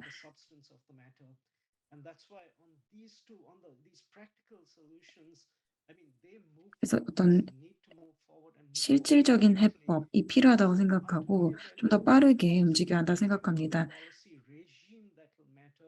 왜냐하면 궁극적으로는 이런 개별적인 프로젝트가 중요한 게 아니라 어떤 정책, 어떤 정부, 정권이 들어서는가가 중요하고 어떤 실질적인 아이디어들을 추진하는가가 중요하기 때문입니다. 그래서 북한이 붕괴하는가 마는가 이거와 상관없이 어떤 실질적인 해법이 필요하다고 생각합니다. 네, 저도 이현승 연구원님의 제안, 그 전기 공급과 관련한 그 프로젝트 아주 좋은 아이디어라고 생각했습니다. 네, 진짜로 전기가 필요한 사람들에게 제공하는 그런 아이디어였다는 게 더욱 빛이 났었던 것 같습니다. 네, 연구원님 좀 더 여기에 대해서 말씀드릴 부분 있으신가요? 그 제안을 다른 분들께도 말씀드린 적 있나요? 네, 아닙니다. 여기서 처음으로 그 아이디어를 제안한 것 같습니다. 가스와 그 가스 산업 단지를 통해서 북한 노동자들에게 직접 임금을 지불하는 그런 프로젝트 이런 거 자체는 이제 정부 기관이라던가 석학들이 어느 정도 제안을 했던 것으로 기억하는데요. 전기 공급과 관련한 프로젝트는 제가 여기서 처음 발표하는 것 같습니다. 네, 정말 훌륭한 아이디어인 것 같습니다. 네, 페트로브님. 네, 이현승 연구원님께서 하신 말씀, 전기 공급에 대한 아이디어 정말 좋다고 생각합니다. 만약에 러시아가 지금 우크라이나에 대해 하는 것을 보면 그 푸틴 대통령은 어떤 핵무기라던가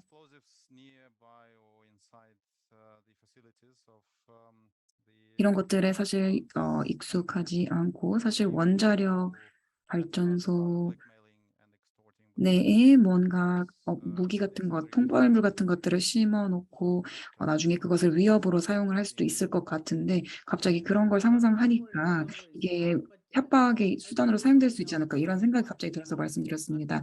네. 현재 러시아와 중국은 사실 전 세계에서 가장 많은 원자력 발전소를 만들고 있는 곳이긴 하거든요.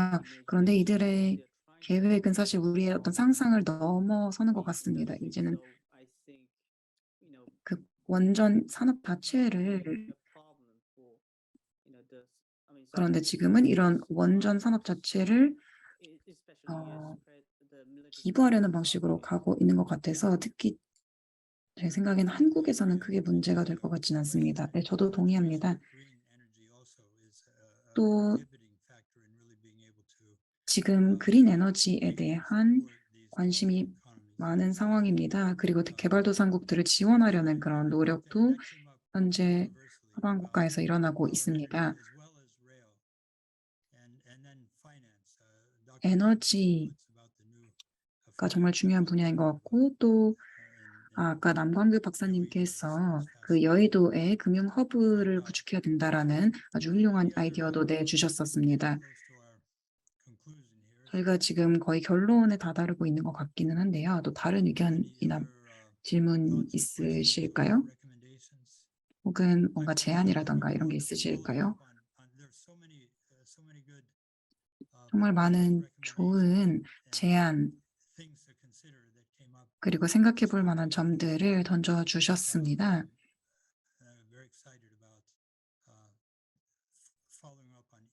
그래서 그런 각각의 아이디어들을 후속적으로 계속 논의를 해서 더 알아가 보고 싶습니다. 크레이그 부장님? 네. Yeah, John, one of the things that could be done, should be done, is to establish a trust 이제 fund. 해야 할 것 중에 하나는 바로 트러스트 펀드, 그 신탁 펀드를 만드는 것이라고 생각합니다. 그렇게 해서 이제 나중으로 미루는 게 아니라 이제 이런 노력들을 미리 진행하기 시작하는 것이 중요할 것 같습니다. 뭐 ADB라던가 월드뱅크, IMF 같은 것들을 말씀드리는 게 아니라요. 어떤 석학과 또 NGO가 참여하는 것, 혹은 또 다른 사람들, 어떤 직자 실무적인 일들을 할 의향이 있는 그런 사람들이 참여하는 트러스트 펀드를 생각해 본 것입니다.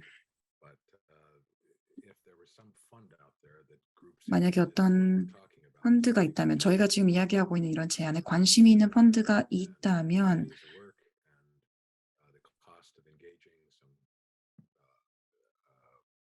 some counterparts in Seoul or 뭔가 wherever. 같이 교류를 뭐 서울에서라던가 어딘가에서 같이 해보면 좋을 것 같습니다. 뭐 몽골일 수도 있고 중국이 될 수도 있겠죠. 그런 식으로 다른 그런 트러스트 펀드와 실제로 교류를 시작한다면 좋을 것 같습니다. 네, 여러 가지 제안들이 나오고 있는 것 같습니다. 네, 그렇습니다. 네, 여러 가지 제안들이 정말로 조금 생각해 볼 만한 부분이라고 생각이 되는데요.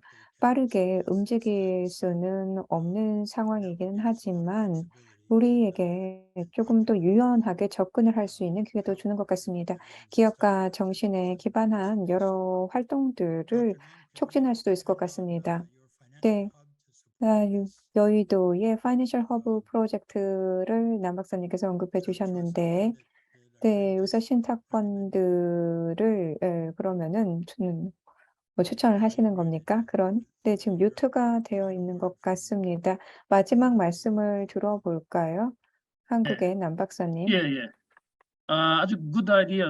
So I would like to connect the trust 네, fund 아주 좋은 uh, 생각입니다. 신탁 located 펀드와 in 서로 연계가 되면 여의도, 좋을 것 여의도 같습니다. 스페셜 존. 여의도의 경제 특구와 같은 곳을 지정을 해서 그렇게 되면 좋을 것 같습니다. Especially 네, Park One. 여의도 발전, 특히 파크 원의 중심을 두고 활동이 이루어지면 좋겠네요.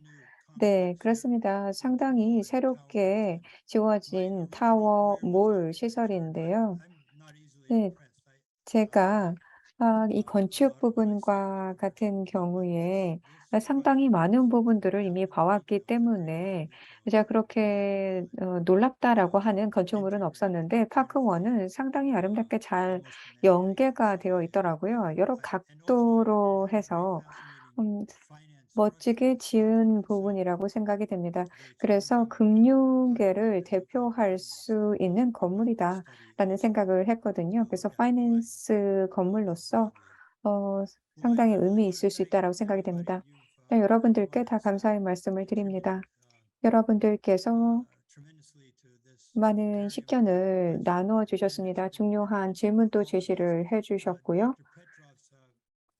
페트로프 박사님과 같은 경우 발표에서 언급을 해 주셨지만 경제적인 요소들 그리고 정치 안보와 관련된 부분들 이 모든 것에 있어서 근간이 되는 것이 경제일 수 있다라고 하셨습니다. 물론 각각에 있어서의 상황마다 이것에 접근하는 방법은 다를 것입니다. 하지만 결국 그 기저에 있는 것이 경제적인 것이죠. 우리는 정치 안보 문제를 해결해야 된다라고 얘기를 합니다. 그렇지만은 다른 순서를 정해야 되지 않을까라는 생각을 합니다. 즉 경제가 먼저 고려가 될 수 있는 그런 것들이죠. 그러면은 정치 안보가 그 이후에 따라오는 형태로 새로운 순서적인 접근을 해보는 것이 어떨까 생각이 됩니다. 조금 더 역동적인 경제 발전을 먼저 모색할 수 있다라면 좋을 것이다라고 생각이 되고요. 많은 얘기들을 들었고 앞으로도 이어갈 얘기들이 많은 것 같습니다. 함께 해주신 여러분들께 감사의 말씀을 드립니다.